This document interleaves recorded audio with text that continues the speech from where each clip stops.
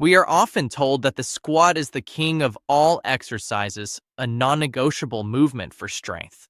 For a significant portion of the population over 60, continuing to perform traditional, deep squats is not merely inefficient.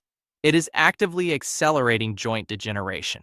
We know that after the sixth decade of life, the risk of symptomatic knee osteoarthritis and catastrophic falls increases sharply. Yet, millions of older adults are forcing their joints through biomechanically compromising positions simply because they are following advice designed for a 30-year-old body.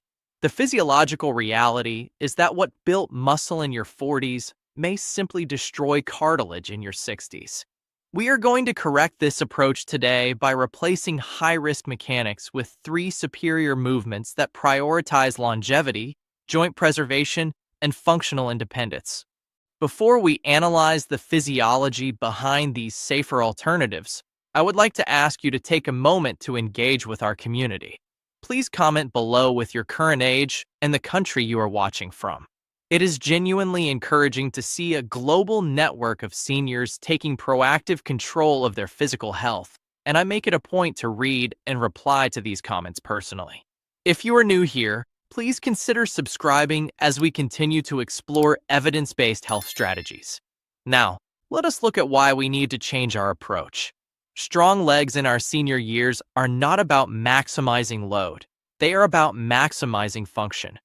The first major shift we must make involves replacing the traditional squat with the sit-to-stand exercise. This is not a regression. It is a tactical adjustment. The primary issue with a freestanding deep squat for an older adult involves the shearing forces placed on the knee joint. As we age, the menisci, the shock absorbers between your thigh and shin bones, naturally thin and lose hydration. When you squat deeply without exceptional form, you increase the compressive load on these wearing structures. Furthermore, without a tactile target, many seniors descend too quickly, relying on their connective tissue to bounce out of the hole rather than using muscle tension. This is a recipe for a meniscus tear. The sit-to-stand exercise eliminates this risk while improving strength in the quadriceps and glutes, which are the primary drivers of mobility. From a medical perspective, this movement is superior because it uses a closed-chain mechanic that mimics the most essential daily activity, rising from a seated position. A study published in the Journal of Geriatric Physical Therapy highlighted that consistent practice of this specific movement pattern led to a strength increase of over 35% in older adults. This translates directly to improved gait speed and stability. To perform this correctly, you place a sturdy chair behind you. Unlike a gym squat, where you might worry about depth, here the chair acts as a safety stop. You begin seated with feet flat, hip-width apart. The critical biomechanical cue here is to lean the trunk slightly forward to engage the core and shift your center of gravity over your feet. You then drive specifically through the heels to stand. This heel drive recruits the posterior chain, the glutes and hamstrings, taking pressure off the anterior knee. You lower yourself back down with a slow, controlled tempo. That descent is arguably more important than the standing phase because it trains the eccentric strength of the quadriceps, which is the braking system of the body. If you cannot control your descent into a chair, you are at a much higher risk of falling when gravity takes over. By mastering this simple, supported motion, you build muscle density without grinding the internal structures of the knee.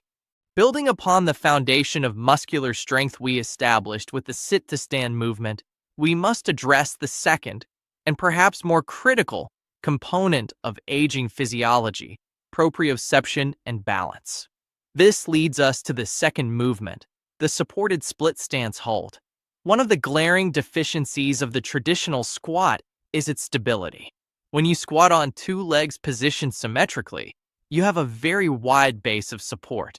You are stable, but you are not challenging your nervous system to maintain equilibrium. In the real world, falls rarely happen when we are standing still with feet wide apart.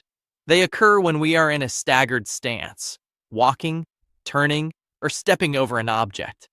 As we age, the speed at which our nerves conduct signals decreases, and the sensory receptors in our joints that tell us where we are in space become less sensitive. This is why a senior with strong legs can still have a high fall risk. The hardware is strong, but the software is lagging. The supported split stance hold addresses this by placing the body in a position of static instability. By staggering the feet, one forward, one back, we narrow the base of support and force the stabilizing muscles of the hip, specifically the gluteus medius and the ankle complex, to engage. To perform this, you stand near a wall or a high-back chair for safety. You step 1 foot forward and 1 foot back, keeping the feet hip-width apart to avoid walking on a tightrope. You then lower your hips slightly, distributing your weight evenly between both legs. This is not a lunge, it is a static hold. You maintain this position for 15 to 30 seconds. The medical value here lies in the isometric contraction. Isometric exercises allow us to strengthen muscle tissue at specific joint angles without the wear and tear of repetitive grinding motion. You are stimulating the muscle fibers and, crucially, training the brain to stabilize the body in an asymmetrical position. A study in the British Journal of Sports Medicine identified balance deficits as a stronger predictor of falls than pure muscle weakness. This exercise directly targets that deficit. When you hold this split stance, your brain is working overtime to interpret signals from your feet and ankles to keep you upright. You will likely notice that one side feels significantly more unstable than the other.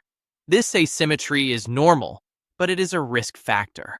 By identifying and training the weaker side, we correct imbalances that often lead to injury. If you find the position too easy, you can shift more weight onto the front leg, increasing the load on the quadriceps without adding impact. If it is too difficult, use the hand support freely. The goal is not to prove you can balance like an acrobat. The goal is to safely stress the balance system so it adapts and improves. This static loading strengthens the connective tissues around the knee and hip, providing a corset of stability that protects the joint during movement. It serves as the bridge between sitting safely and moving confidently through a dynamic environment, which brings us to the final and most complex requirement for functional longevity. We have discussed building raw lifting power with the sit-to-stand and refining static balance with the split stance hold. Now, we must integrate these elements into a dynamic movement that replicates the unpredictable nature of daily life. The third exercise is the step-back lunge to chair, a movement that many geriatric specialists prefer over any form of squatting. This exercise is vital because it introduces a vector of movement that is often neglected, the backward step. Most people are comfortable walking forward, but the ability to step backward and lower one's center of gravity is essential for maneuvering in tight spaces, such as a kitchen or bathroom, where many household falls occur. Anatomically, the knee joint can handle significant load, but it struggles with shear force when the shin bone slides forward excessively. In a poor squat, this forward slide is common. However, studies from orthopedic literature, including the Journal of Orthopedic and Sports Physical Therapy, suggest that reverse movements, stepping backward, keep the shin bone more vertical.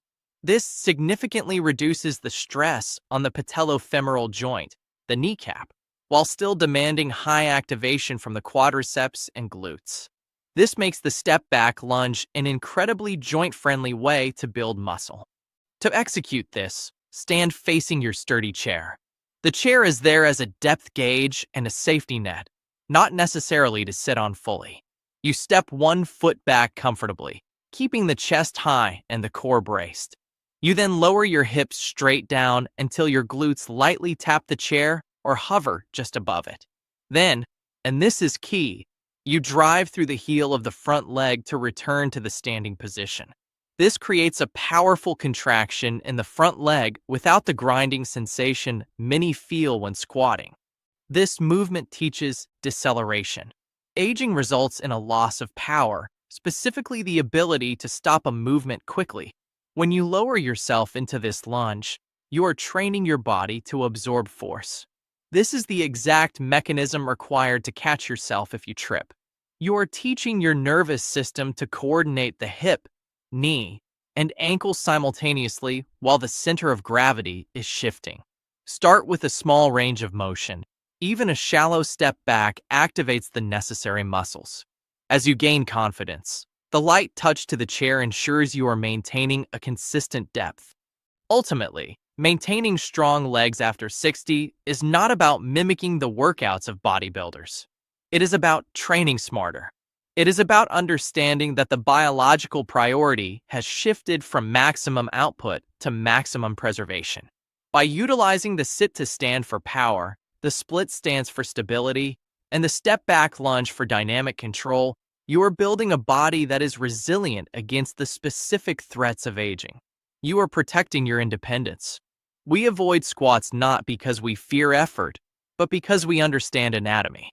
If you apply these 3 principles consistently, performing them with focus and control, you will likely find that your knees feel less inflamed and your confidence in walking improves. Please, leave a comment regarding which of these 3 variations you intend to incorporate into your routine first. Your feedback helps us tailor future discussions to your needs. Remember, consistency is the medication that no doctor can prescribe, but you must self-administer.